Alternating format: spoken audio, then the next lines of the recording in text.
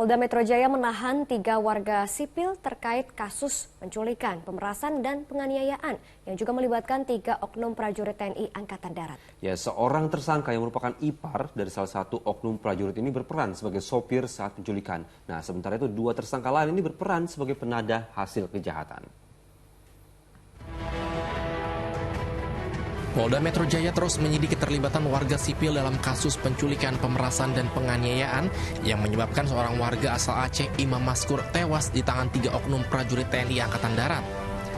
Penyidik Direktorat Reserse Kriminal Umum telah menetapkan 3 warga sipil sebagai tersangka dan menahan mereka di rutan Polda Metro Jaya.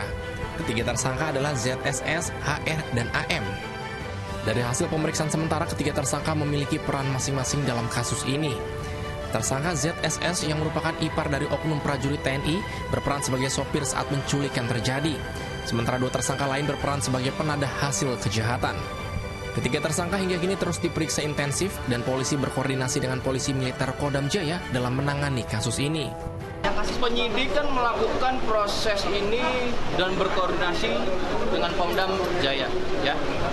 Tentunya pada proses ini apa yang sudah dilakukan oleh penyidik tentu berkoordinasi dan dilaporkan melalui progres perkembangan penyidikan yang ada terkait dengan 1 orang, khususnya yang masuk bagian daripada kelompok pelaku.